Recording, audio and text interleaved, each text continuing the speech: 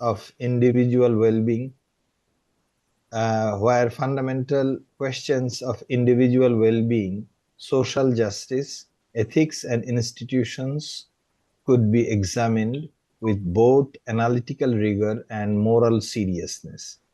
Across our sessions, we have sought to engage these themes from economic, philosophical, and political perspectives, always attentive to their implications for real societies and lived experiences. Today's session holds particular significance for us. We are deeply honored to host Professor Kaushik Basu, Karl Marx Professor of International Studies at Cornell University, former Chief Economist of the World Bank, and former Chief Economic Advisor to the Government of India and former President of International Economic Association. Professor Basu is currently co-chair of the UN High-Level Expert Group on Beyond GDP. His scholarship has profoundly shaped modern development economics, game theory, and normative economics, consistently bridging economics with ethics, law, and philosophy. The original theme of today's session was ethical evaluation of social and political institutions. Professor Basu has thoughtfully refined this theme, and he will be delivering his lecture under the title Ethics, Moral Responsibility, and Normative Economics. This refinement does not depart from our original intellectual trajectory. Rather, it deepens and sharpens it by explicitly foregrounding the ethical foundations that underlie economic reasoning and institutional design. In an era when economics is often practiced as a value-neutral and technocratic discipline, Professor Basu has long argued that ethical reasoning, social norms, and moral responsibility are not peripheral, but central to understanding economic behavior, societal outcomes.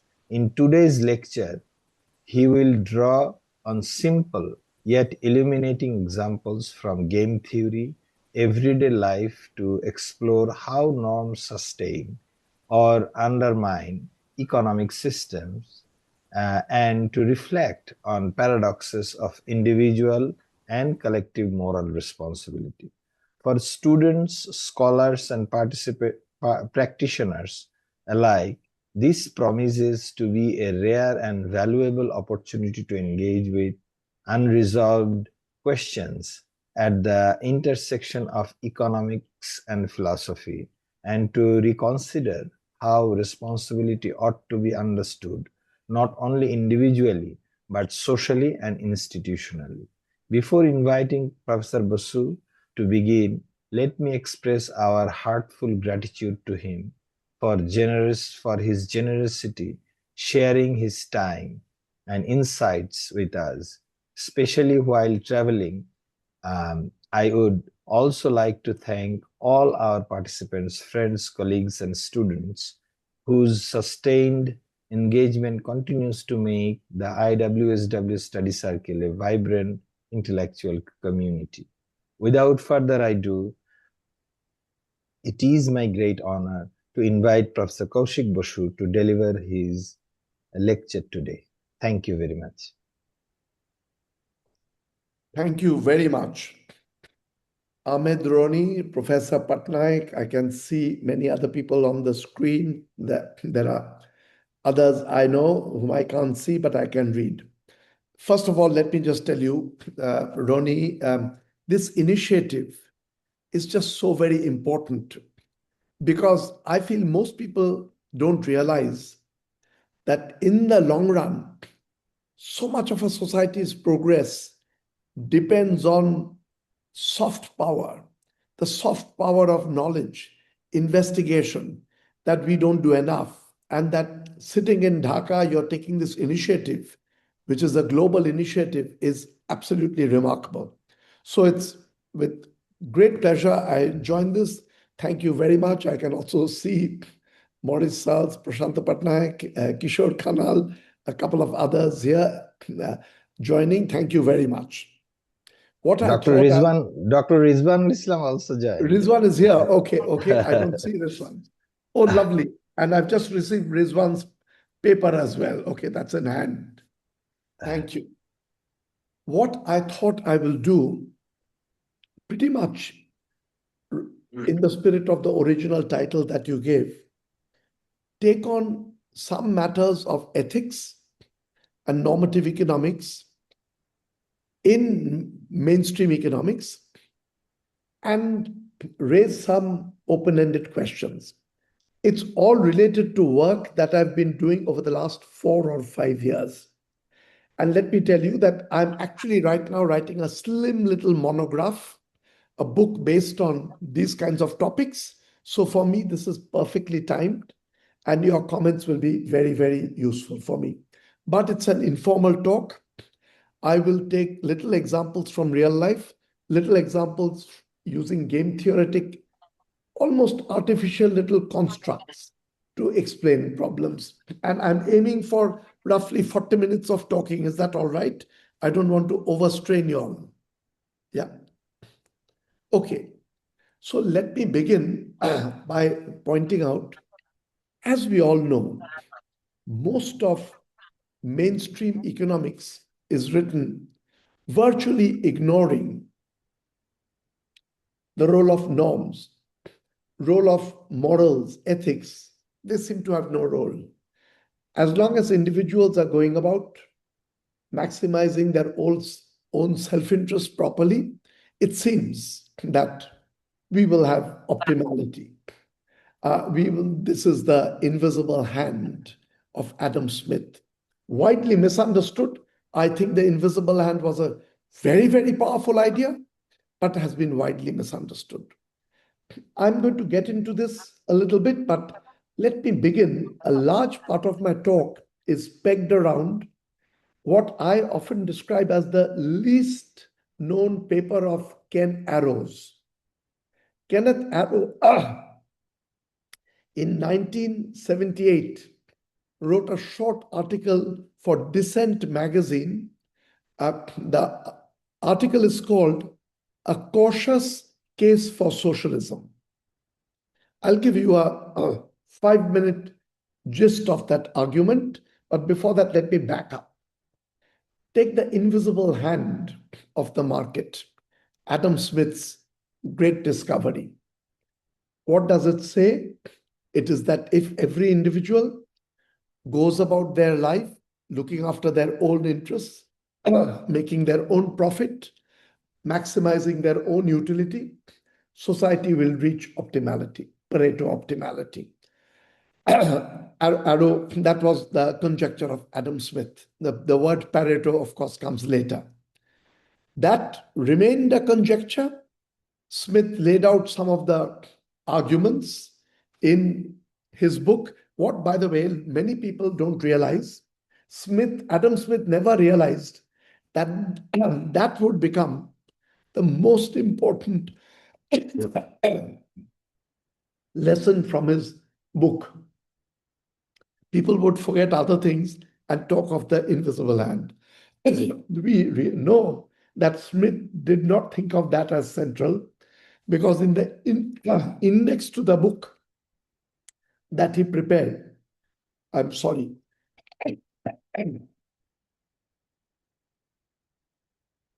but all of you are at a safe distance. In the index to the book that Adam Smith, his first edition of Wealth of Nations, invisible hand does not appear. So Smith didn't even realize that in the future, people would forget everything else in the book and remember that. So for Smith, that was not central. But anyway, think of that theorem. With Walras, roughly 100 years later, the algebra of a general equilibrium system gets laid out. Then the theorem that the invisible hand will work took longer time. because we needed to prove the existence of an equilibrium. For that, it was Arrow and Debro. Arrow and Debro, 1951 or 52, they come out with the fundamental theorems of welfare economics and the existence of equilibrium. So Arrow proved it with Debro that if 3-4 axioms are satisfied, then individual selfishness will lead to optimality. But what is often forgotten is that the assumptions that we economists write down are the explicit assumptions. There are many more assumptions which we take for granted, which we need for the theorem to be true, but we never write down. And in the 1978 essay, it's a light essay, no maths, Ken Arrow points out that the invisible hand and the market delivering welfare would not last for 10 minutes. 10 minutes is Arrow's words. Would not last for 10 minutes if it was not for certain basic values: integrity, honesty, dependability. These qualities, we don't write them down as axioms. We write down convexity, transitivity, those things we write down as axioms. But that certain values are needed for the optimality, we never write down. But they are crucial. The modern economy would not run with that. That was, I have been talking about Arrow's paper, 1978 paper, quite a bit in recent times, reminding people that those implicit assumptions beneath the surface are as important. And in today's world, which is a very troubled world that we live in, where things are changing, things are in turmoil, we do need to think of the underlying assumptions and whether something is going wrong over there. I'm just pausing for a moment to ask, are you hearing me clearly? If anyone raises the hand, I will know it's going fine. Rizwan, I can see you. Is it the sound is conveying properly? Yeah, it's all smooth, very nice. Also, okay, yeah, I just wanted to make sure. I'm sitting in a friend's house in Delhi, so unusual environment for me. Soon after joining the Delhi School of Economics, I wrote a paper. It's my shortest paper with the longest title. The paper was, this was in Economic and Political Weekly. You would, unlikely that you would know. The analysis there in that paper was, the title of the paper is, Why We Do Not Try to Run Away Without Paying After a Taxi Ride. After a taxi ride, it's quite easy to run away. And I know this because in my college days, there were students who did run away, an occasional one. So it is possible to run away without paying. But most of the time, we do pay. Why do we do that? I had just finished my PhD in London. I had come back and I would ask economists this question. Why do we pay after a taxi ride? Because we can run away. And economists are so wedded to explaining everything through self-interest that the standard answer that I would get is, we pay not out of goodness, not out of being principled that after you've bought something, you should pay for it. We pay because of self-interest. Why? Because if we did not pay, then the taxi driver would probably give us a thrashing, and the pain of the taxi driver's thrashing is greater than the 100 rupees, 200 rupees, or $5, depending on the country. That payment is small, whereas the being punched in the face is more painful. That's why we pay. To that, I have another problem. If that is the only reason why we pay, not out of any ethical compass in the head, which says that once you've bought something, you should pay for it. We pay because we are worried that taxi drivers are usually quite big built. They may punch you, and that's the reason you pay. If that is the reason, and my paper then goes on to argue, then another question opens up. After you've paid the taxi driver the 100 rupees, why doesn't the taxi driver come to you again with a clenched fist and say, I will give you a thrashing unless you give me another 100 rupees? If the thrashing is more painful than 100 rupees, then you will pay up. And the taxi drivers typically don't do that. Why not? So this raises a series of questions. The only way to close this, in my opinion, is to recognize that societies, no matter how good, how evil, how bad, all of them have certain basic moral principles hardwired in people's heads.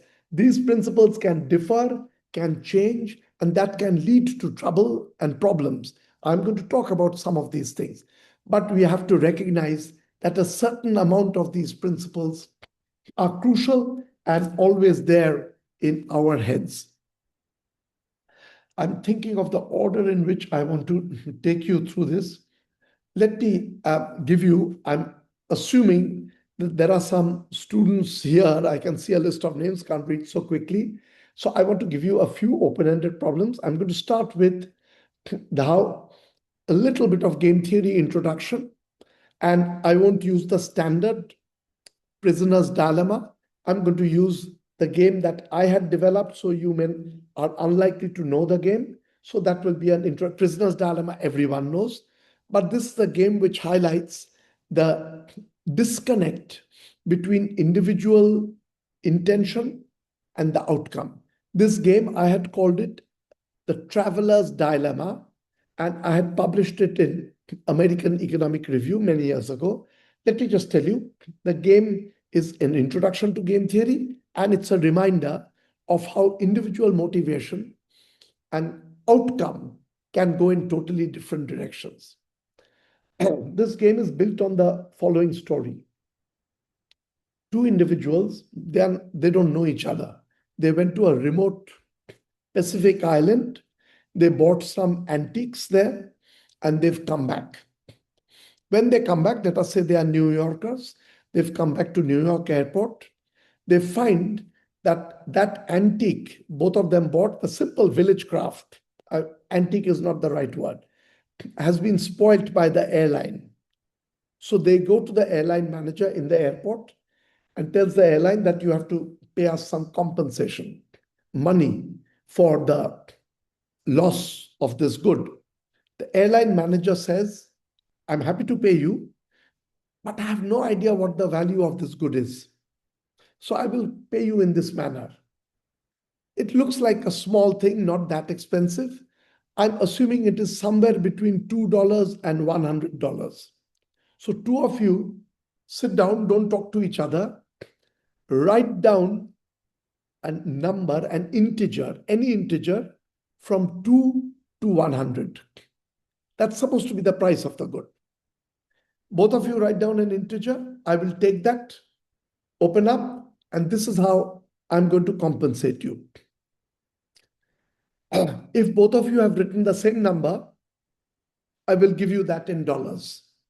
So if you've both written 50, $50. If you have written different numbers, I will assume one of you is trying to cheat. So this is how I will compensate you. I will treat the lower of the two numbers as the real price, and I will give you that, but with a compensation and a reward. The person who wrote the higher number is trying to make money out of me, is trying to cheat. So I will deduct $2 from that person. So I'll give you the lower number minus $2. The person who wrote the lower number is such a good person in comparison that I will give the lower number plus $2 as a reward for honesty. This is a game. As soon as you write down the number, both of you, you will get a compensation. Standard idea of a game. You know the players, you know the set of strategies, you know the payoff function. Let us just see what happens in the Traveler's Dilemma. In the Traveler's Dilemma, do the usual selfish reasoning. It's very easy to see. Let me start by saying your first thought may be, I'll write 100, the other person will write 100, we will get $100 each, which is quite a bit. This object was very cheap. So you feel very good. We are both going to write 100 and get $100 each. At which point it should strike you If you're completely selfish, like economics makes out people to be, you should not write 100 if the other person is writing 100. If you write 99, you will get 99 plus $2, 101. So if both of you are about to write 100, you should drop down to 99 and you'll get 101. So you're about to write 99 when it strikes you. The other person looks very intelligent. By now, the other person must have gone through the same reasoning and is about to write 99. If both of us write 99, we'll get $99 each. But then it strikes you, I can write 98. If the other person writes 99, I write 98, I'll get 98 plus $2, 100. But the other person can do that reasoning and will go down to 98. Then I will go down to 97.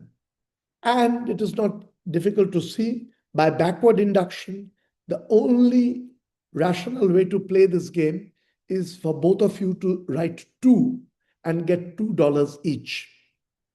You could have got 100, but you got $2 each. This is the game that I published. The game attracted a lot of attention because it is giving, again, one of the central messages of game theory, that in interactive situations, a person's intention and the outcome can look very different.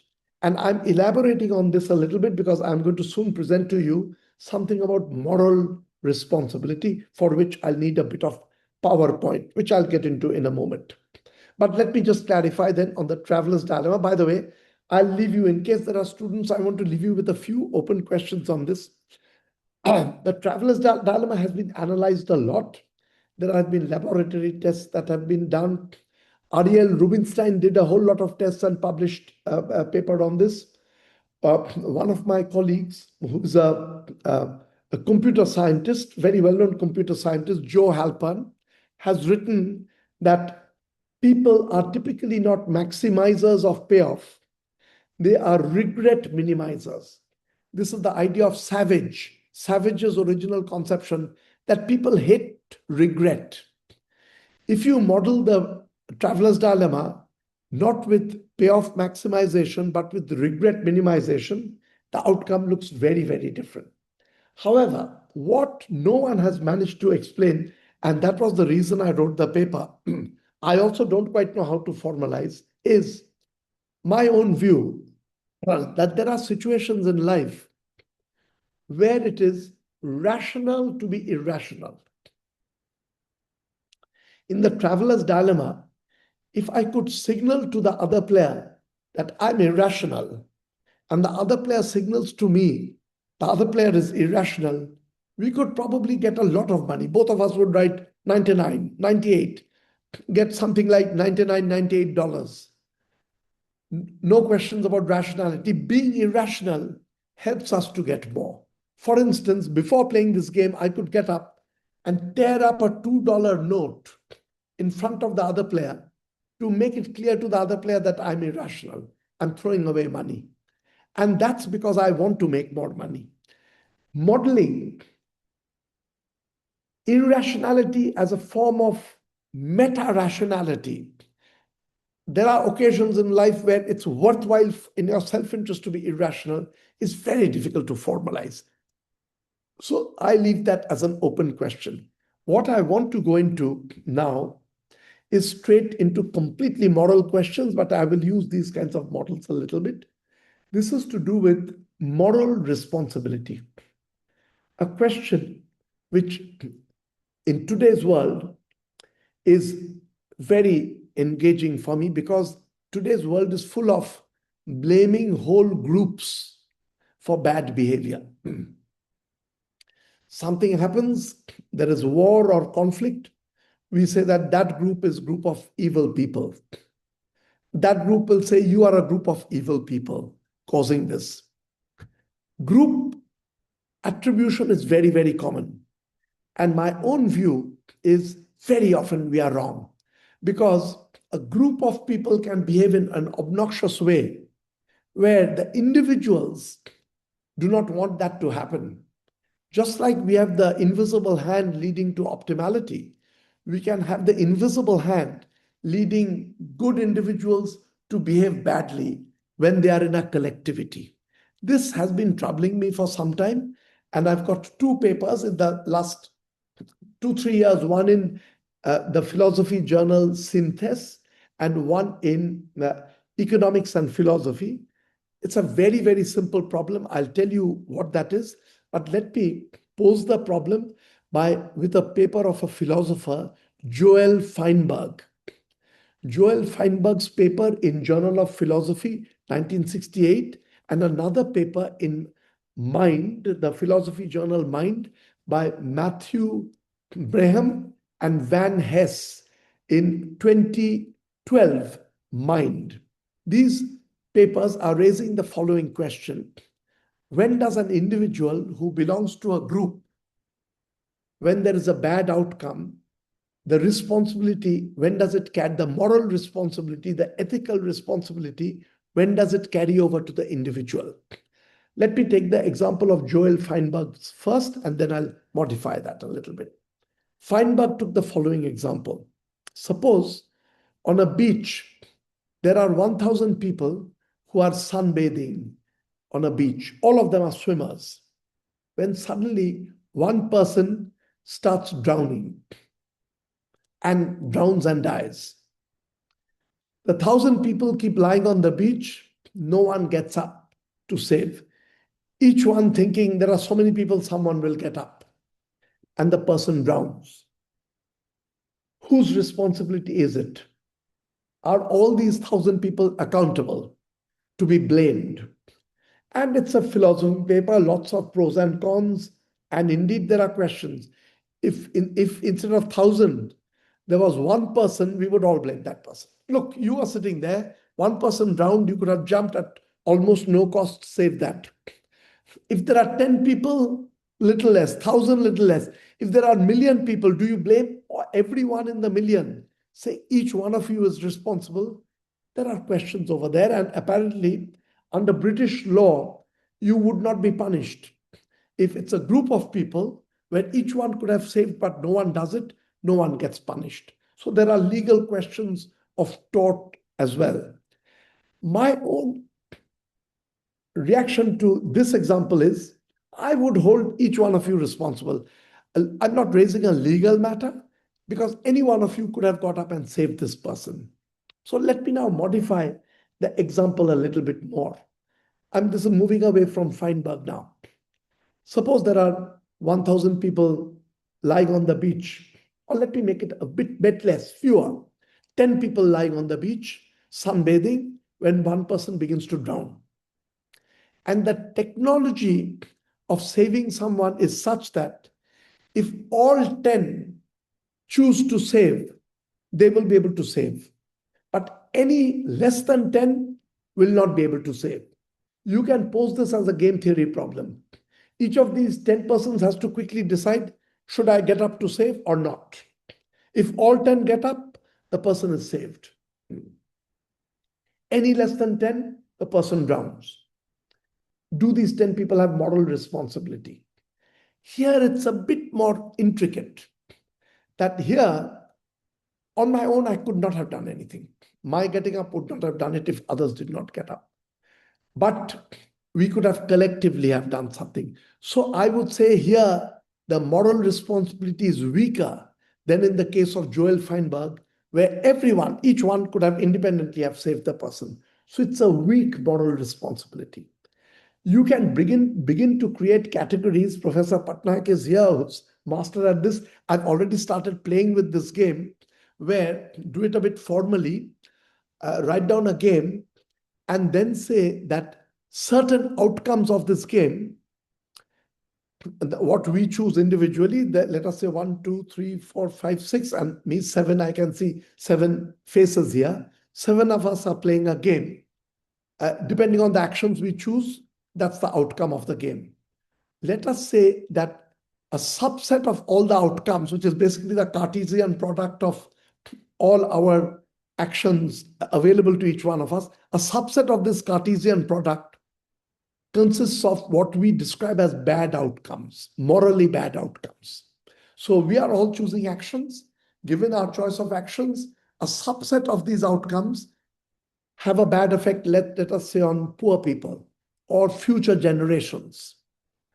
This is a game with bad outcomes specified.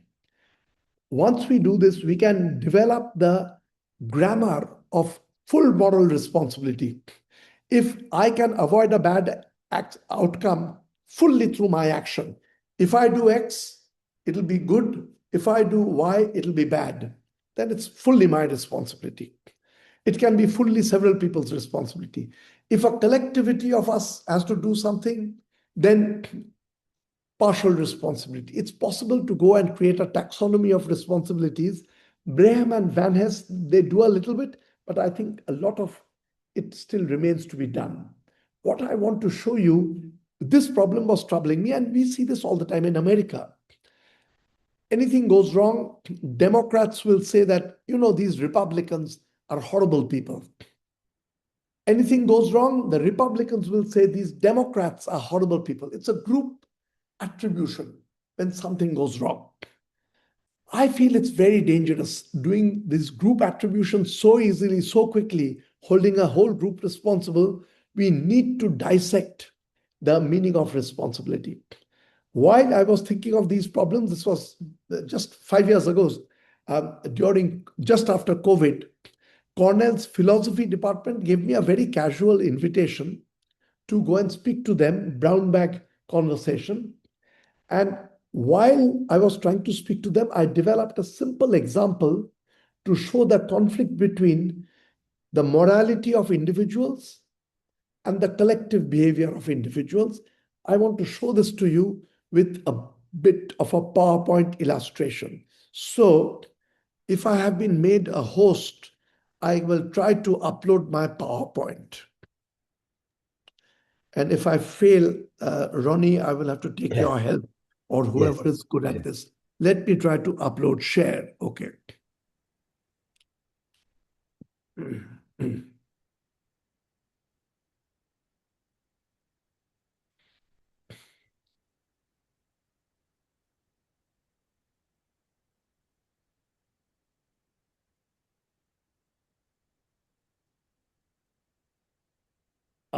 No, I don't think you can see it as yet. Let me do the share my screen. Are you able to see? No. Yes. Right? No. Yes. We actually seeing your desktop. My PowerPoint you can see. Yes. PowerPoint. Yes. Very good. So I will make it a bit clumsy for me, but I'll manage, I think.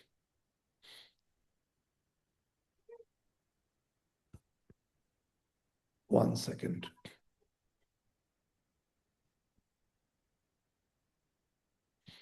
Okay. Let me go to, I had the traveler's dilemma. I've already done it.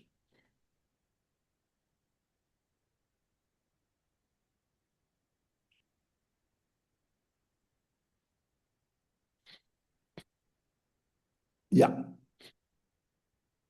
And I need to see your faces. That's all gone. I don't know why.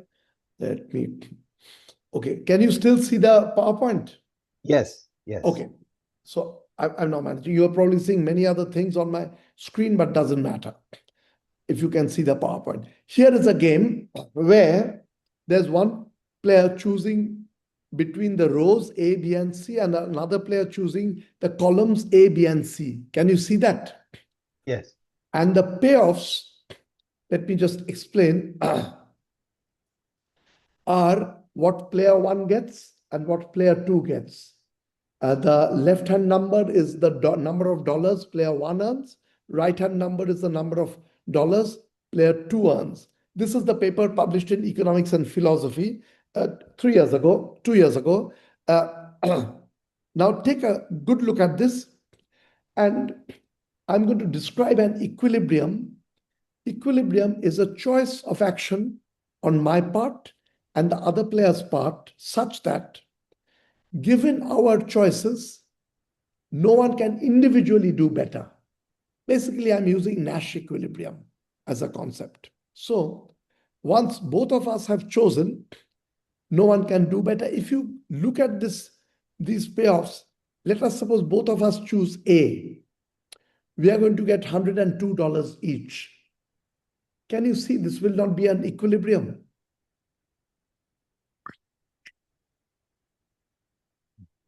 It won't be an equilibrium because player 1 can unilaterally move to B. If player 2 remains at A and 1 moves to B, 1 will get $120. Do you see that? Instead of $102. So AA is not an equilibrium. CC, if both of them choose C, one of them can jump to A and pick up $108 instead of $106. So CC is not an equilibrium.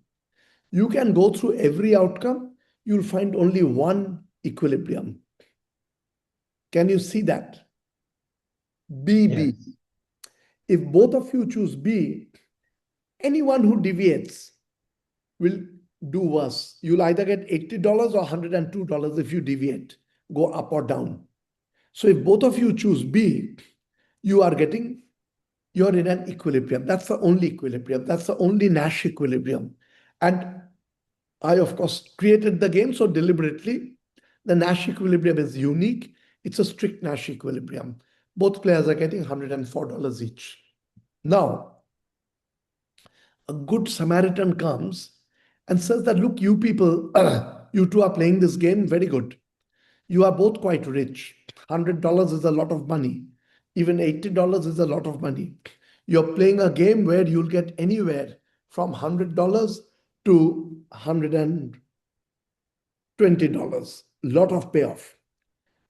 But shouldn't you think of the bystanders, poor people who get affected by what you do, or the future generation? I've called a similar game Greta's paradox, Greta Thunberg's problem, Greta's dilemma. Future generations, they may be worse off because of what you do. And the question then becomes, if you want to be good, you should really pay attention to what your actions impact they have on the others. So now I will create, if these two players choose A, they get 102 each. But the future generation will get something because of this. The payoff of the future generation is the next one. Let me just show it here. Yeah. On the left is the basic game, which I just showed you. On the right is the payoffs that the future generation will get, depending on what you do today. So if you choose A and the other person chooses A, the future generation will get 20. If you choose B and the other person chooses B, future generation will get 6, etc. That's the bystander's payoff. And we could argue that the Good Samaritan comes and tells you that, look, the future generation will be much poorer than you. Shouldn't you pay attention to their welfare a little bit? So suppose now that the Samaritan manages to persuade these people that, look, you should think about the future generation, internalize their welfare. So you don't have to think of the other rich players' payoff, but think of the future generation's payoff. So Good Samaritan tells you that become ethical, make your choice, keeping the welfare of the future generation. Let us suppose that the Samaritan succeeds. So both these players now become ethical people, they are moral. And what does that mean? Both of them take into account the bystander's payoff. If that happens, the game on the left-hand side, the basic game, will change. After they become moral, the game will change. Why? Because the payoffs will be different, because each one is now not only counting his own dollar, but also the dollar earned by the future generation. So if you play AA, I don't know if you're seeing my cursor. If both of you play AA, now the payoff will be 122, 122. Is this clear? Because both of you are now counting the future generations' welfare. So you feel it's as if I'm getting 122. The other player feels as if I'm getting 122. If both of you choose BB, you'll get 104. Future generation gets 6, which is internalized. You'll count that as 110, 110. So after both of you become moral and start counting the welfare of the future generation, the game changes to the following game.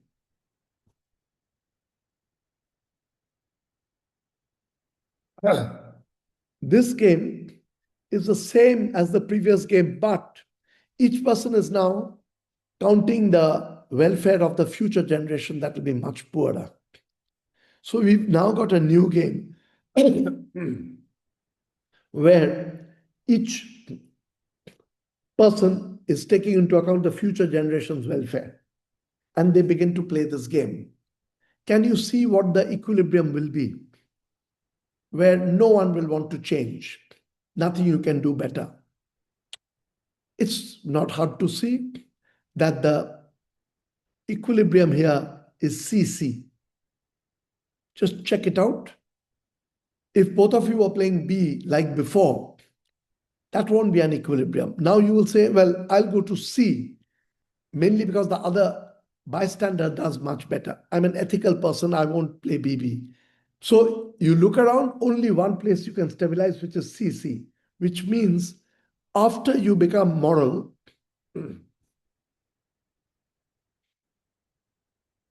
the equilibrium, which was earlier at BB, now shifts to CC, which means the future generation, who was earlier quite poor, getting only 6, now when everyone begins to think about the future generation becomes even worse off, gets 4. So as soon as you become moral, taking into consideration the well-being of the future generation, you're making the future generation worse off. That is the Samaritan's curse dilemma. I'm going to show you one more thing. Let me stop sharing for a moment, speak a little, and then I'm going to come back.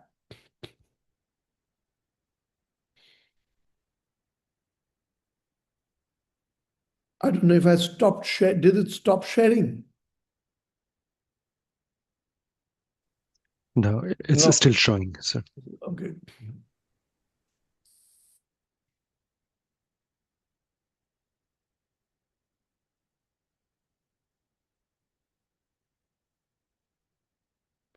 Actually, it doesn't matter. If it doesn't stop sharing, let it continue.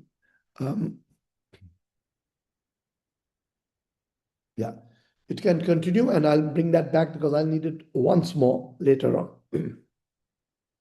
This game, to me, illustrates, in fact, at one level, it's an ethical, moral prisoner's dilemma.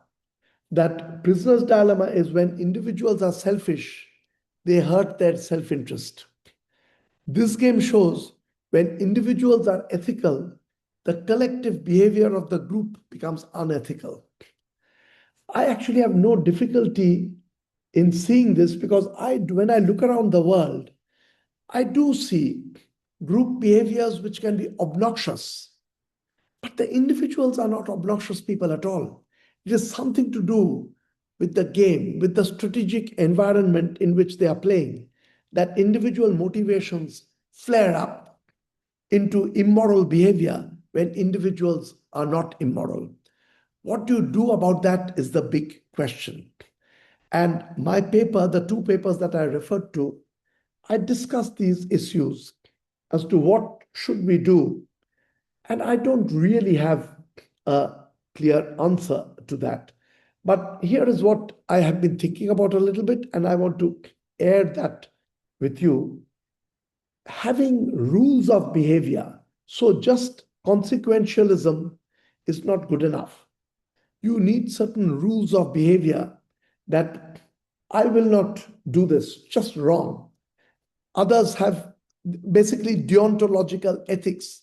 Some commitment to deontological ethics, I do feel is important, and we have to develop this idea. How do you develop deontological ethics? No clear answer, but one, again, bit of a game theoretic argument is we need decent constitutions. A constitution is a commitment about behavior in the future. But the trouble with the constitution is, if you think of a constitution just as a set of rules, why will a constitution be upheld? It's going to break down. To that comes an answer. This is a kind of work which I had done earlier with Jorgen Weibull, and I'm going to give you a bit of a glimpse of this, is the meaning of a constitution game theoretically thought through, which can be enforced. You know, what is a constitution basically? A constitution is an agreement in advance that certain actions are wrong. I just will not undertake that kind of behavior. So let us say that in one country there is a constitutional requirement that no one should carry a gun, opposite of the US Constitution I'm taking. Let us say a country has a constitutional requirement, no one will carry a gun. Or you must not behave in X, Y, Z ways. Is there a way to make a constitutional self-fulfilling? And there is a bit of a nugget of an idea here. You know, just as John Nash gave us the idea of an equilibrium where I choose an action, Professor Pattanaik chooses an action, Rizwan chooses an action, Maruf, Maurice, Kishore, Ahmed, each one of us chooses an action available in our set. If that n tuple, in this case 7 tuple of actions, has the property that no one can do better by individually deviating, that's a Nash equilibrium. But we can use that broad concept in another way. I'm not choosing a specific action. I'm saying of the 100 things that I could have done, I'm promising to you that 8 of those things I will not do. I'm giving up some actions. Professor Pattanaik gives up some actions. Rizwan gives up some of his actions. A constitution is a requirement that each one of us is making a promise that we will not undertake those actions. It is possible to think of an equilibrium where if I know that everyone else has given up that action, it is in my interest to give up that action. So it's the same. If everyone else has given up carrying guns, they can carry other things, I'll give up carrying gun.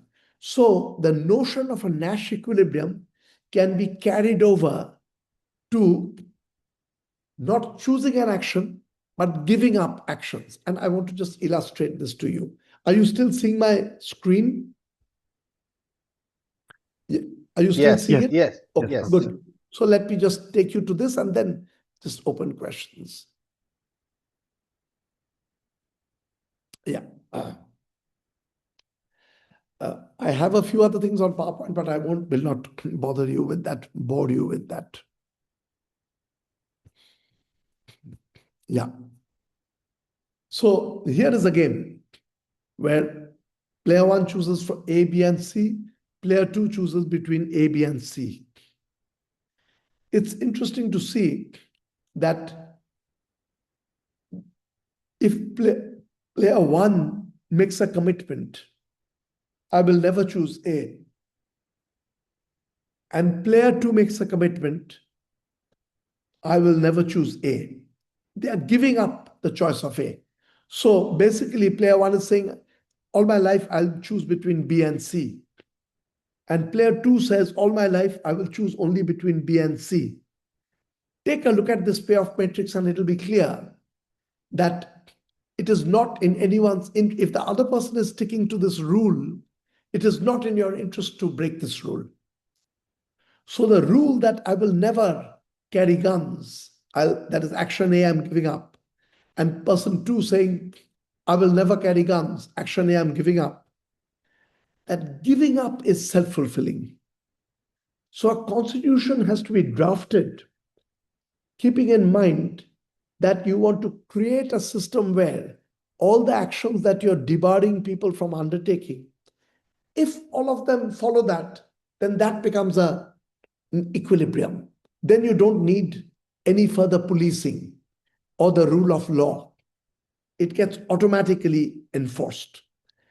And that is really the line that I want to take. And I'll just close with 5 more minutes of the kind of work that I've done in the past, which I want to bring in over here. Let me just see. I don't want to distract with. Oh, I know what I'm doing. Stop sharing.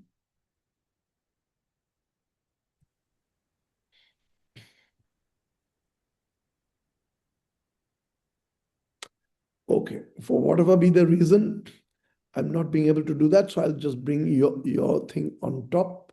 I'll be able to see all of you better. Yeah. So Professor Basu, are you trying to stop PowerPoint presentation? I'm trying to stop the sharing. If you can do that for me, okay. that would be perfect. Sure, I'll help there.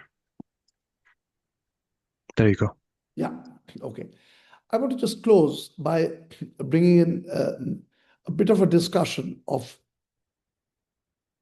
already some of the issues that I raised just now.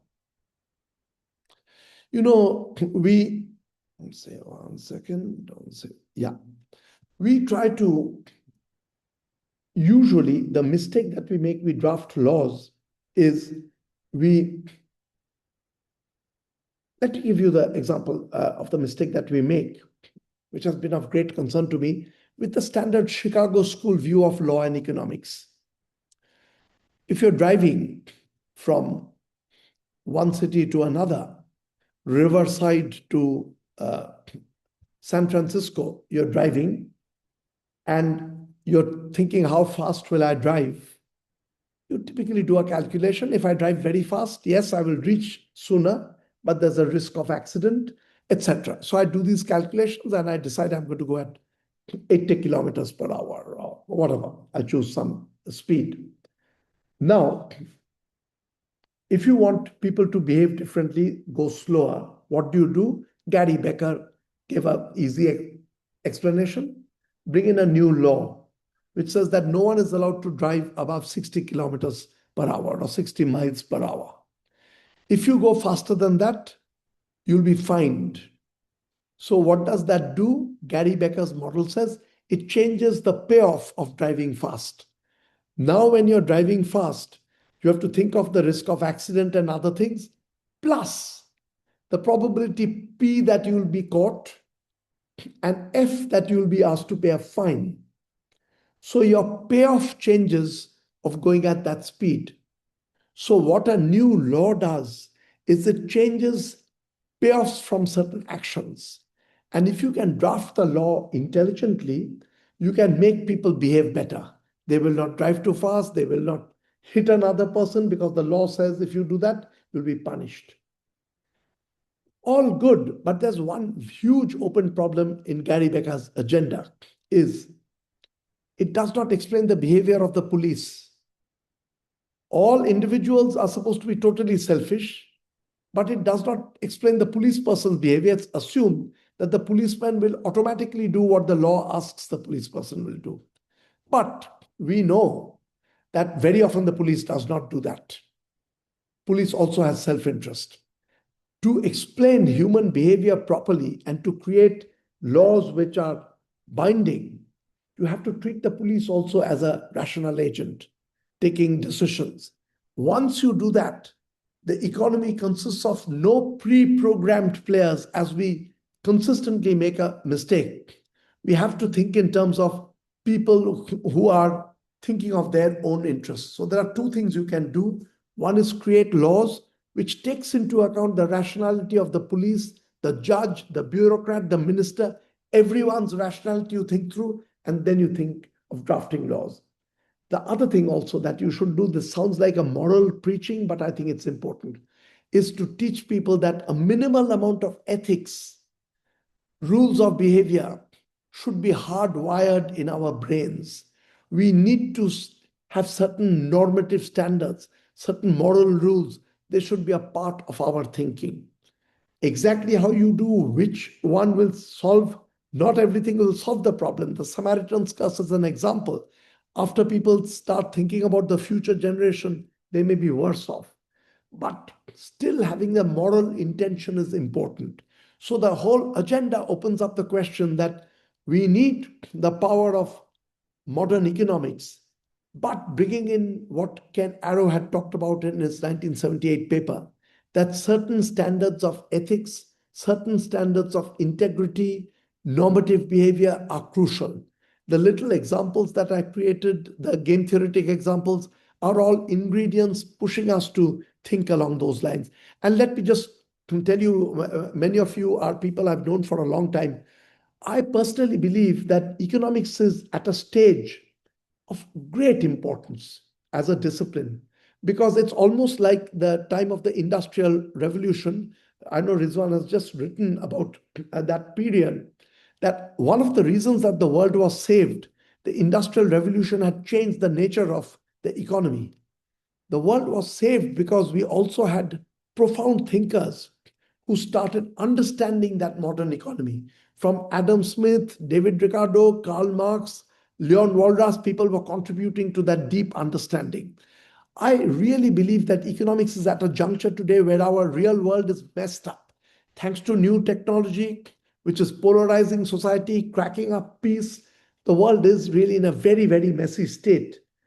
We do need the moral intention, but we also need the intellectual prowess of trying to understand what's going on. And it is at that kind of a juncture that you need economic theory, not theory in the sense of just writing down theorems and axioms, but theory in the sense of Adam Smith's grand vision to understand the new world we live in. And all we can do is bring in little ingredients into this that will be the ingredients for bigger breakthroughs in economics. So I am at this stage, as I told you, working on a book related to some of these things. So any comments now or later written comments, references will be of great use to me. Thank you very much. Thank you so much, Professor Kaushik Basu, for your excellent speech. And we enjoyed it thoroughly. It is very clear. And to me, it seems like the understanding of ours and our perspectives on seeing things, you raise some of the fundamental questions that we actually need to rethink on those issues. So these are very thought-provoking and excellent lecture. So thank you for that. And usually we give 3 to 5 minutes to the speaker for having some drinking water or something, and then we will organize the question answer session. And I think Professor Pattanaik, sir, you say something on his lecture, and then we will go for I'll take question. 2 minutes to actually get myself water now or later. Now. Okay, then literally 2 minutes, not even that. Okay. Okay. Yeah. Okay.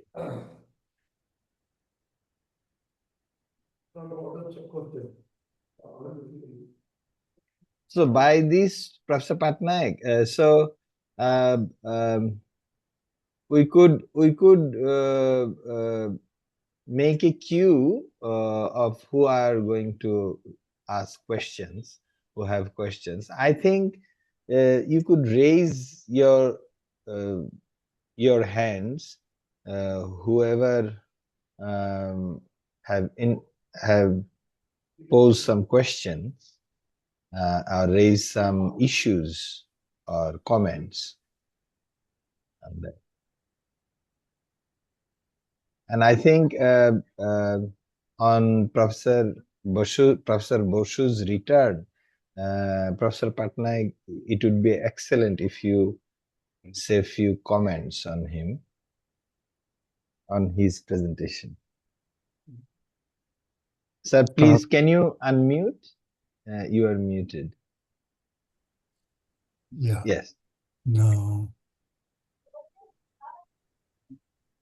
There is some problem on my side. We can hear you. You can hear me? Yes, yes. Now you are unmuted, right? Okay. Okay. Now my first comment would be, when I go to attend any of Kaushik's lectures, I know that it will be wonderful, and I know that I shall come back learning a lot, and I have taken that as an axiom. Therefore, there is no surprise here. My prediction is, my assumption is always confirmed. Therefore, again, it has been confirmed. Should I wait to ask some questions later, or after everybody has asked questions, or would you like me to raise one or two questions now? You can say I'm fine. right now. Okay. Okay. I have first one question. In all this, you gave us examples where there's only one Nash equilibrium. Now, suppose there are two Nash equilibria, and one of them is, in some sense, is a much better Nash equilibrium. What guarantee do we have that either of them will be adopted by the respective players? Professor Pattanaik, can I just seek a clarification? So you're saying, what guarantee do we have that one of them will happen? Is that the question? Yes. Okay. And Okay. one of them is much better than the other one. Yeah. And the other one is much worse. Yeah. So in that sort of situation, Yeah. do we have any sort of guarantee that those players will adopt the Yeah. strategies in the better Nash equilibrium? That's one thing. The second One thing. moment. I need a pen which is not working. So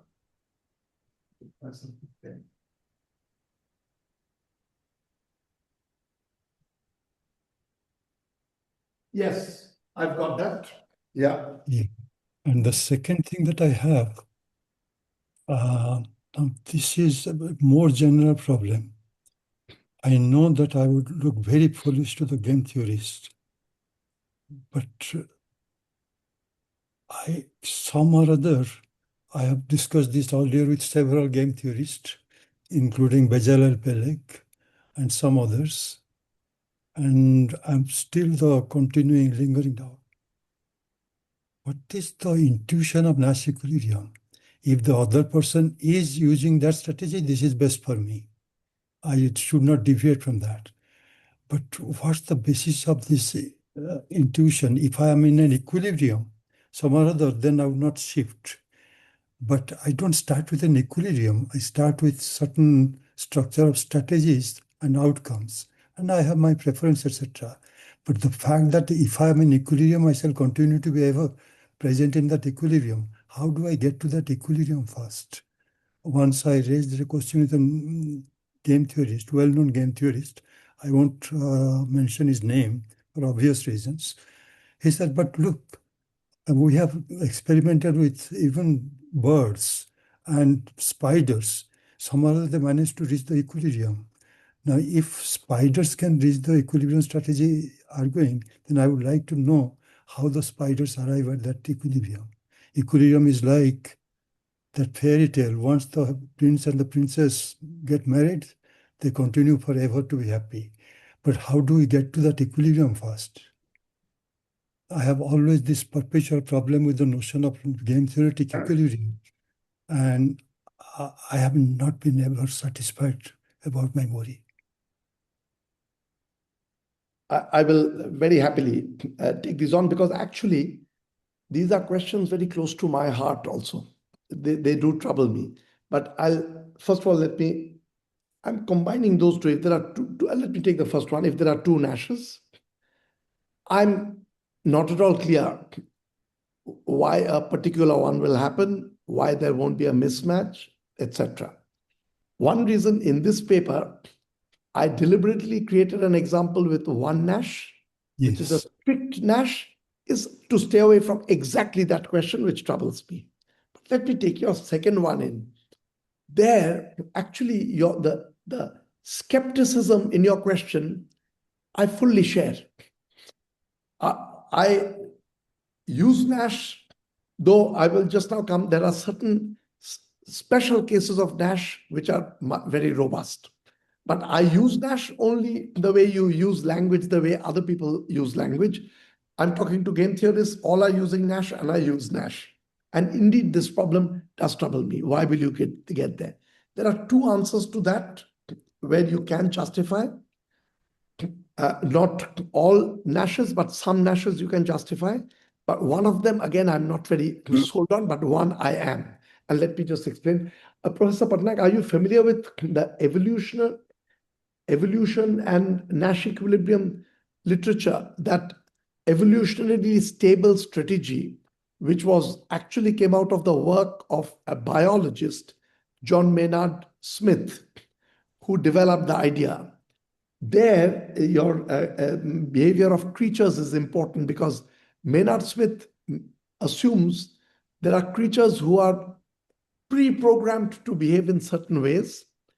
If that way is very bad for you, in the long run, your types will vanish. So through natural selection, a hawk will always be aggressive and a dove will always be dovish. But through thousands of years, one kind will vanish if that behavior is doing you harm. That was Maynard Smith's idea. And in fact, the hawk-dove game is a good example where a hawk actually is not a good strategy. It does long-run harm to you, so you're going to vanish. Hawks will vanish. So that's one. There I have hesitations on the use of evolutionary game theory, but too intricate, and I don't really do that kind of game theory. The one kind of Nash in which I have a lot of faith, if that Nash exists in a game, is the concept of rationalizability. And in my examples, actually, I have deliberately chosen only rationalizable Nashes, just to stay out of exactly the hesitation you're talking about. Rationalizability, I can explain in just very few words. By looking at a game, I can individually decide that no matter what you're doing, these actions I will never take. You also decide that certain actions you will never take. They are just dominated by another action. If you assume that rationality is common knowledge, then I know that you've thrown out some strategies, you know that I've thrown out some strategies. We can now, using that, do one more round of throwing out of some strategies. If we do that endlessly, then the set of strategies that we stay with is the rationalizable set of strategies. That is an equilibrium concept. And in fact, in the games I've chosen, if you go through that process of reasoning, the Nash equilibrium is the only one that will remain. So yes, I share these problems, and I will not be able to persuade you otherwise because I am troubled by the same questions. But there's a subset of Nash equilibria which are rationalizable, which has this justification of layered thinking. And that's the one that I use. Even there, I do have one problem. There are situations in life where it's rational to be irrational. I, as yet, don't know how to model that. I've tried several times, but it runs me into such paradoxes which I'm unable to explain. And since you did raise, there are easy questions what we are all familiar with, like the prisoner's dilemma repeated n times when we do badly. There, I would love to appear foolish in the first few moves so that I tell you that you should also behave decently, then I'll behave decently. So those things open up, but very incomplete answers there. So let me stop. Okay, thank you.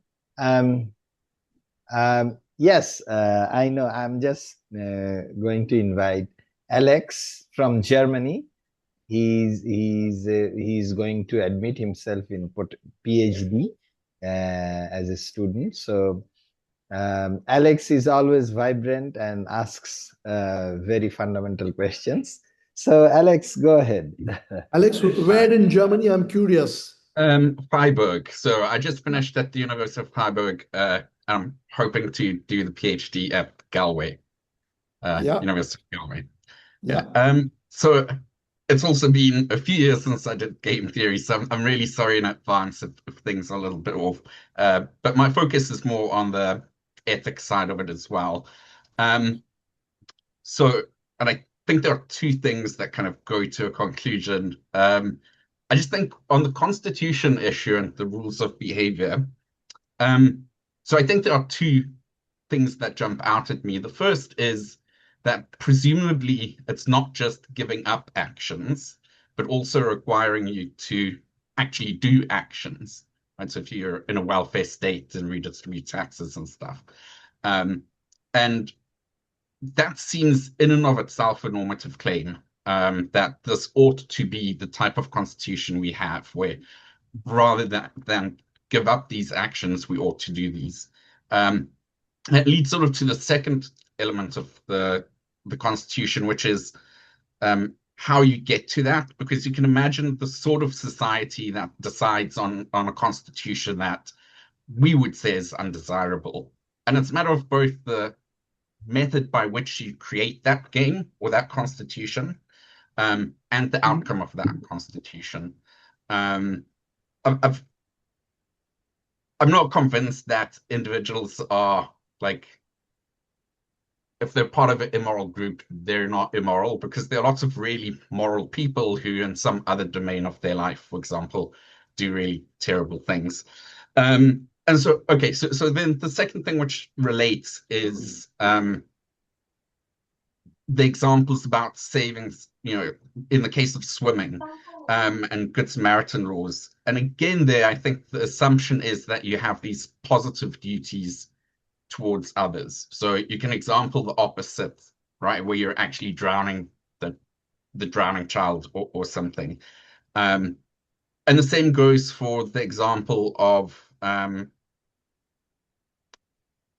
giving benefits to future generations. I think there's very persuasive Dr. Benatar, Prof. Benatar, about antinatalism, where actually we have a duty to not create future generations if we care about future generations.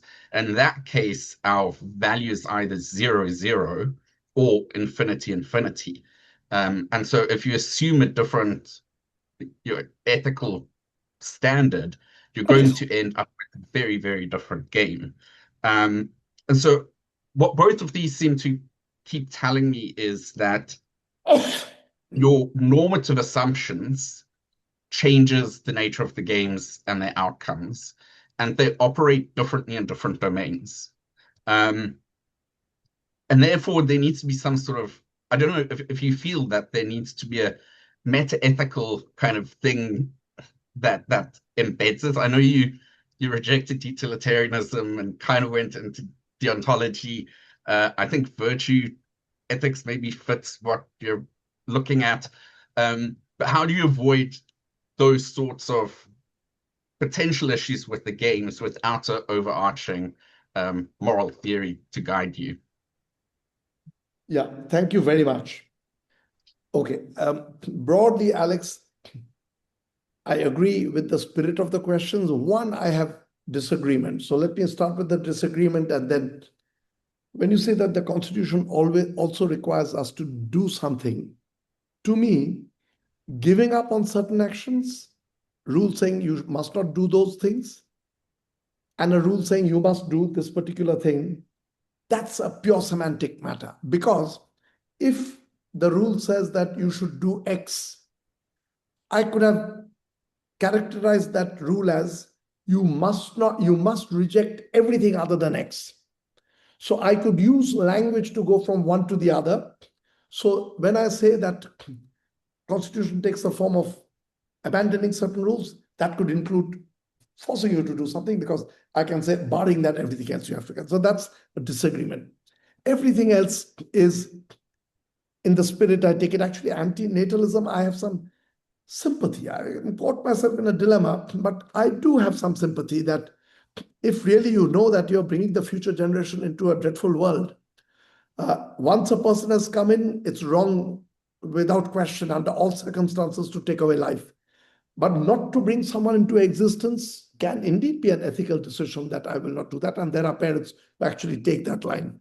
There's one more sort of, I don't know if you were touching on this, which appeals to me about the Constitution is, I'm a great believer instinctively that fair rules are rules where your identity should not matter at all when I'm thinking of rules.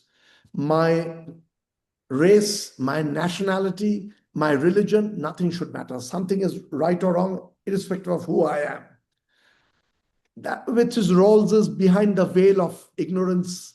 You have to take a decision. The Constitution, to me, has one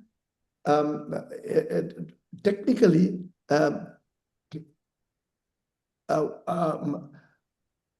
way of mimicking, getting as close to that as possible. Because in a Constitution, I'm creating a rule, not for the next year, not for the next 10 years, but for the next 200 years, where I will vanish and I don't even know who my progenies will be 200 years later. So it inches you a little bit towards the making decision from behind the veil of confidence, or behind the veil of ignorance, that I don't know who I will be, but I'm forming rules. So constitutional rules rather than immediate laws at least has that advantage. Then one more thing I wanted to, since you very briefly touched on deontological ethics and consequentialism, for a long time, I used to think that I'm completely a consequentialist. So, but now I am of the belief, and this is reading Derek Parfit, though I don't think Derek Parfit manages to give a proof of this, which you have to use some game theory to give a proof, that some deontological principles can be justified from a deeper consequentialist basis. It's almost like rule consequentialism. So now I believe that there are certain rules you have to follow in life, no matter what the consequences are, because 1 million people following that rule creates a better world, and you do it just for that reason. But in the end, the better world, the consequentialism is important to justify what is right. Yeah. Good. May I invite Dr. Rizwanul Islam to say something on Professor Kaushik Basu's presentation? Can you please unmute, Dr. Islam? Okay. Can you hear me now? Yes. Okay. Yes, yeah. Thanks, Ronnie, for inviting me, and congratulations to Kaushik for typically a fascinating lecture, I would say. And typically Kaushik, because he has kind of converted a very complex issue or set of issues into something that one could understand. And I must admit that I really am not qualified to raise issues and questions on his presentation, because these are not my areas of work. But yet, he has been able to convey things in such a way that they raise questions in my mind. And I will start with the last one. The last point, his concluding point. These are very general points, but very important from the point of view of the implications of what his work is about. For example, some kind of ethics training. If I remember, Kaushik, you use this term. It may be useful for the society to go for some kind of ethics training. Now, on the other hand, one of your illustrations, I think you mentioned it as Samaritan's cause dilemma, where individuals taking into account the future generation's interest does not necessarily optimize the interests of the future generation. So I'm not sure how being ethical would help intergenerational optimization. So that was a question which came to my mind as I was hearing your presentation. And a second one actually relates to that, is that individuals behave not for fear of being punched, like the example of your taxi driver, but out of some ethical consideration. We pay because we feel morally responsible to pay. But there may be situations. Actually, I confronted one of the taxi drivers in New York, in Manhattan, told me that he was not paid at the end of it. It really happened to him. And it was not because the passenger was unethical. He simply surrendered and said, I don't have the money. I spent all my money on drinks. And he, or she or she, whoever. So now, in that kind of a situation, how would you extend your argument that individuals behave out of some ethical responsibility? Not necessarily. So, how would you be willing to extend that? And I'll stop there. Yeah. Thank you. Yeah, no, Rizwan, thank you. As usual, both very good questions, and I can just give some thoughts on that. See, the first one, you're of course bang right, that the ethics, if it takes the form of consideration for others, it conflicts with my own example of Samaritan's curse. Because there, after we become concerned about the future generation, we end up hurting them even more. There, actually, it is true, I'm raising an open question that conventional ethics, where the ethics over there is almost like utilitarianism. Not everyone's utility, but poor people's utility I'm taking into account. It's a kind of qualified utilitarianism. That ethic does not work. Samaritan's curse shows it can backfire. So the Samaritan's curse for me was a surprise. I was playing around and then suddenly got those numbers where this conflict is happening. So I got excited by that and hence wrote it up as a paper. There I'm raising the question, however, to solve it, it will have to be ethics, but maybe of a different kind. So it almost pushes you that standard consequentialist utilitarianism ethics will not work. You'll have to think of broader ethical considerations. What the answer is, I do not know. In fact, I end the paper by saying this paper is drawing attention to the fact that conventional ethics may not work, will not work, but there are situations where it will not work. You have to open that up and think in terms of how you will handle that. And that relates to your second question. The example I was giving, yes, it does happen. And Rizwan, there's one interesting thing also over there.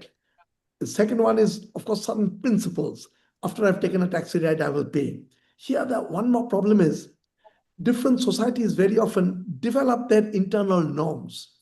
And the same society that will cheat you in some ways will not cheat you in other ways because that's a part of their norms. And it's a bit of usually a colonial mindset that when we see a different kind of norm, we say that, look, these people don't have normative standards, whereas we have.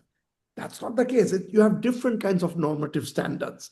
And even primitive societies have their own norms, but maybe not some. And actually, this is almost a personal example I've given. I've seen examples of individuals I've dealt with, I will not mention, who will cheat you in small ways. Send them shopping. They will inflate the money and come back and do the shopping for you. It's a standard kind of thing. But they are very dependable in other ways. You know that these are... So clearly, people also have different sets of norms in their heads. And once you know that, there is a scope for utilizing those. All these papers over here, in fact, since I'm working towards the book, the weakest part is, in the end, there is no clear solution saying that do this. And I feel that's also an admission of what life is. It is not that there is a very clear answer, but we should bring our best minds to think and solve to the extent possible. Yeah. Thank you. Thank you. Thank you. Thank you. Can I invite or request Professor Maurice Saleh to say something on Professor Kaushik Basu's presentation? No, really. Well, it was a marvelous presentation, Kaushik, and I have not much to say. Maybe can make some clarification on the history of economic theory. The paper by Aaron Debreu is about existence, 1954, and the paper on Pareto optimality is by Arrow and there is a paper by Arrow in 1951. Yeah, 51. Yeah. And a paper by Debreu, which appeared quite later. Okay. That's But there I have, by the way, Maurice, lovely to see you after a long time. You know, Arrow's one of his last big lectures was when I was at the World Bank. I invited him and he spoke to a big audience. I didn't know this, and I discovered his the existence of equilibrium. He says he gave us the story of how he came to it, that he read Nash's proof of the existence of equilibrium in games, and then he realized that you need fixed point theorems, and that's yes. what apparently triggered the thought. And Yes, that's right. Yeah, I didn't know that, so I heard it at the lecture. Yeah. So, can I invite Rafael Siula? Rizwan raised his hand also once. I don't know. Oh, I didn't see that. Oh, That's okay. I thought there were no others, but if there are others who want to say something, I can forego this or maybe come back at the end. No. You can pose right now. Okay. Sorry. Thank you very much for your understanding. I forgot another point that I wanted to raise. That is, Kaushik, you mentioned individual and collective behavior. Individuals may be behaving rationally or positively, but when they become part of a collective, that may not necessarily be the case, and it may be the opposite. And that may have quite troubling consequences for example, group behaviors like democracy. In a democracy, think of a parliamentary democracy. Individuals, when they go to the parliament, may not produce the best results, although they may have good ideas individually. So how would you look at the implications of this particular point that you made? Sorry, thank you. Yeah. And just a quick response. Of course, I don't have an answer, but Nietzsche had this beautiful observation written in his own wonderful language saying, madness in individuals happens occasionally, but madness in groups is much more common, that the group does something. Yeah. It's a very beautifully phrased sentence he had.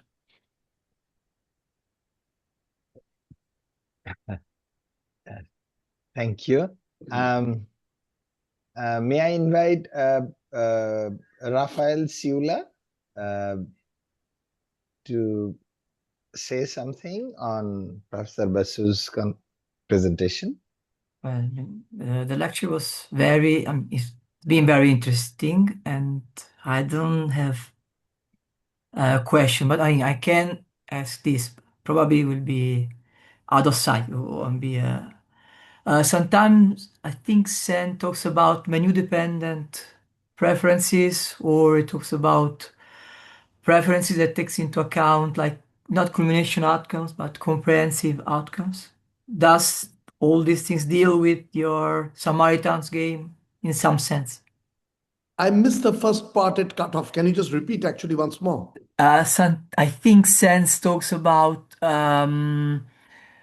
menu dependent preferences or culmination outcome preferences versus comprehensive outcomes preferences. Does all these things deal with your Samaritan's game to some extent, or doesn't deal with it?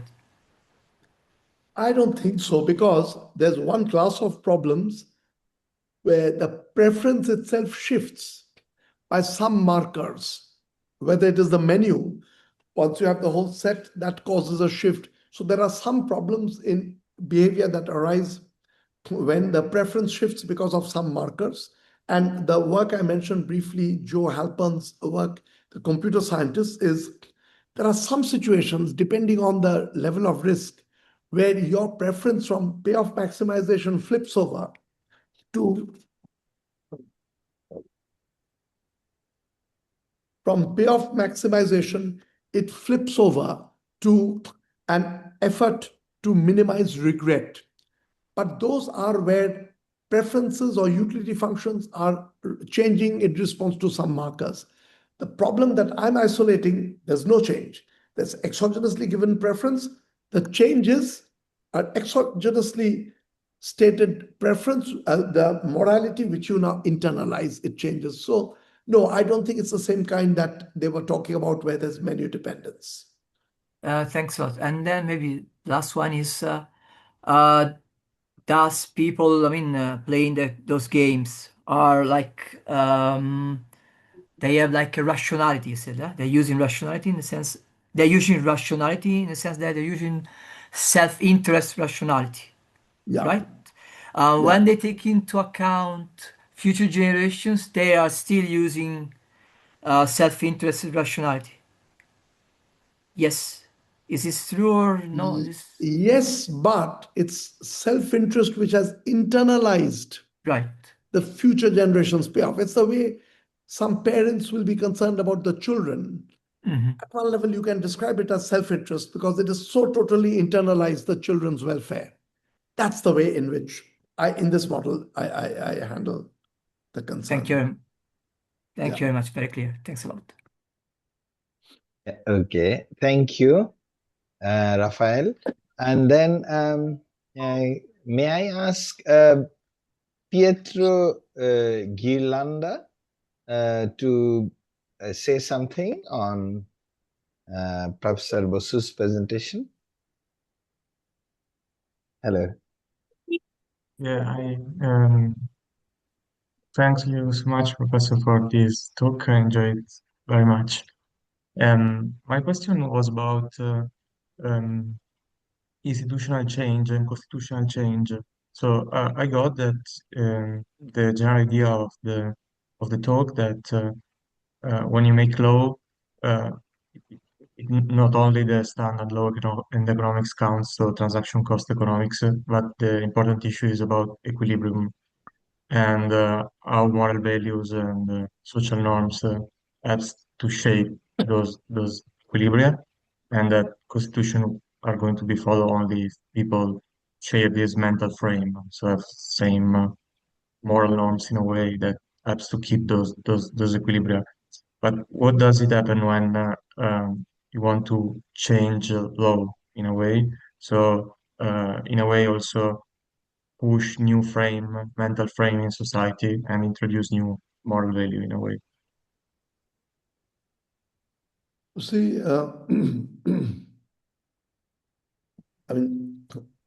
in doing that discussion, I was being a very traditional mainstream economist, that in the end, the constitution has to be self-fulfilling.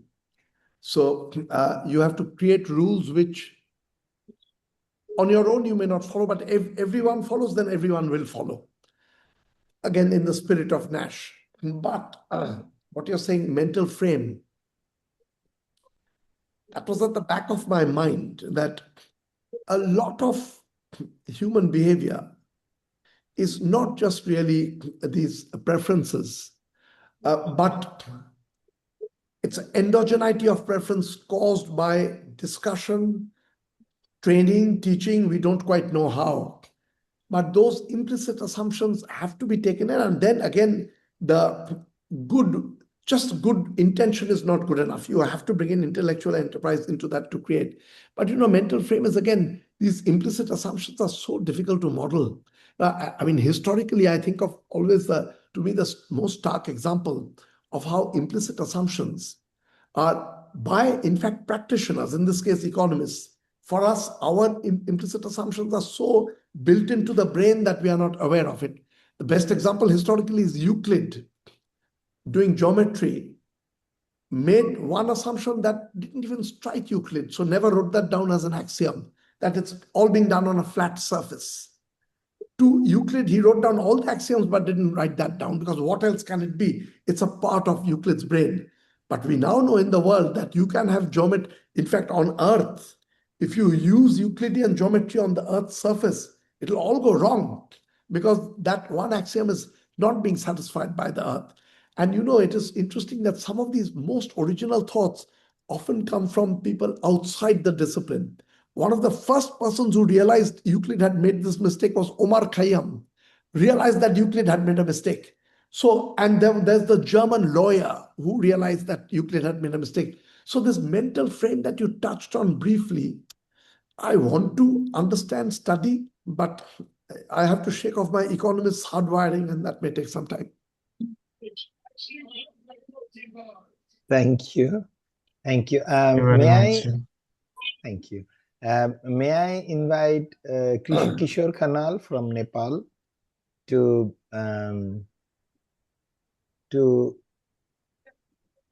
ask question or comment to Professor Basu? Is Kishore sitting still, or it's a frozen? I think we can come back to him little later. And may I ask Chiranjit Das to say something on Professor Basu's discussion? Well, I'm too young to comment. Yeah, well, I always enjoy his words and his books. The book I have read, though, it was The Invisible Hand, and I enjoyed it quite a bit. And here he mentioned how maintaining Pareto optimal or efficiency we can have. So it was really enjoyable read. Yeah, and I had a few other books of him, so I'm willing to read. That's it. And nothing beyond that. I was thinking that he will mention that, bring that thing from the Invincible Hand, from his book, to make it more clear. But the thing he said, yeah, it is somehow it was to me, and I enjoyed it. It was very lucid. It was very lucid. Once again, and I met you once you came Dhaka. Oh, in Dhaka we had met. Okay. Last time Dhaka, I met you once, and I had an autograph of you. Yeah. Yeah. Thank you. Yeah. Thank you. May I request Kamrul Islam to unmute and say something on Professor Basu's presentation? Thank you, Mr. Onib, and thanks to Professor Kaushik Basu. It was my pleasure to hear from you. I work in the central bank of my country, and someday we were talking about you with some IMF delegates. Though I am not that much familiar with your work, but I am familiar with you. Anyway, I have some benign question. In this work, if we think that by born human are selfish, and if we think that, if we consider that human are not selfish, is our works change? I mean, does our work change by these two assumptions? Am I clear? Yeah, clear. I can. Let me jump in and Kamrul, very nice. Your question, there's one very big difference between mainstream economics and by that I mean neoclassical economics and game theory. In mainstream economics, selfishness is built in. So your utility function, your utility depends on how much you're consuming, how much your various services you're getting, how much labor you're putting in, that can give you negative utility, all your own welfare. In game theory, the way we write the payoff function, that's left as a blank. I can be taking into account other people's dollars, how much money other people are getting. So some scope for non-selfishness is built into game theory because those payoff functions, you're not told where they come from. It doesn't have to be the apples and oranges you're consuming. It could be other people's. So game theory has scope for non-selfish preference.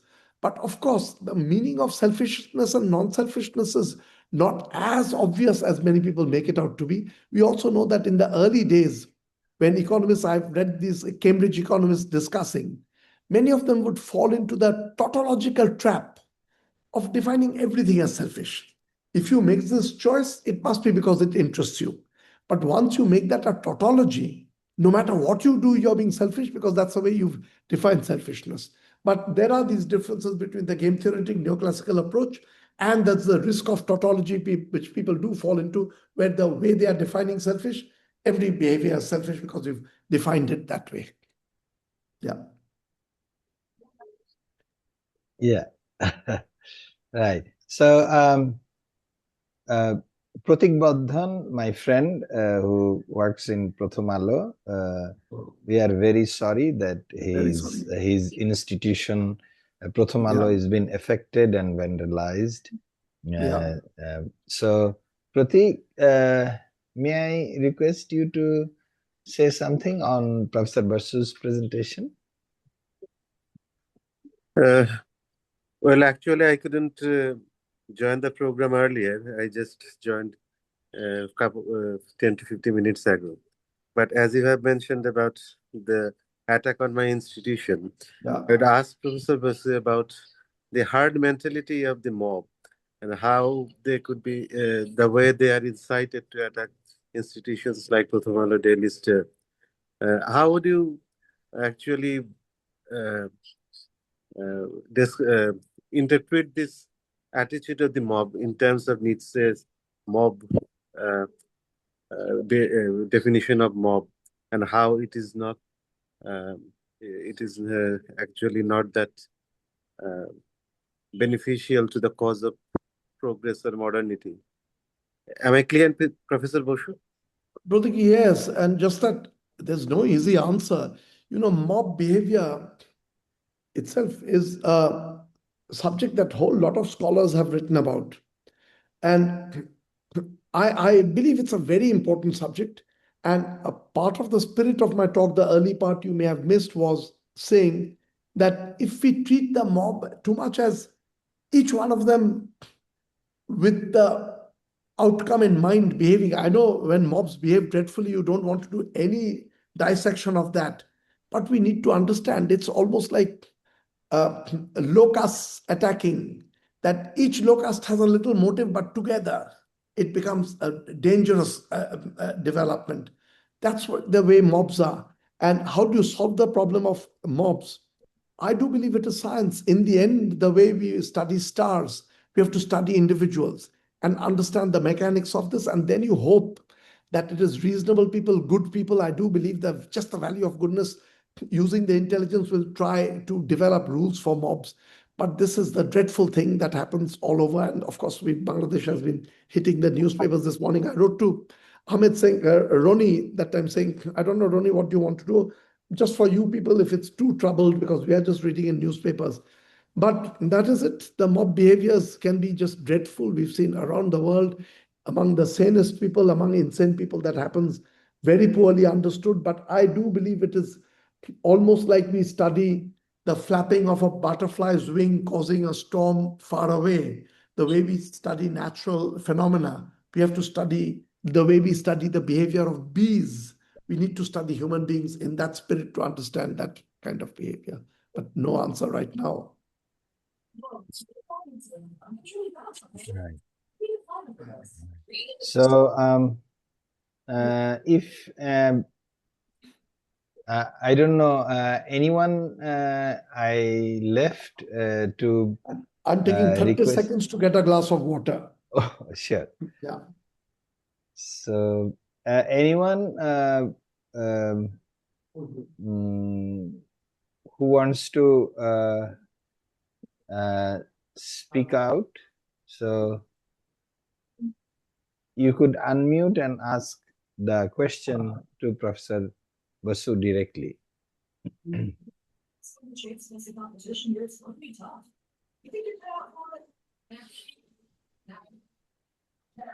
I request my colleague and friend Maruf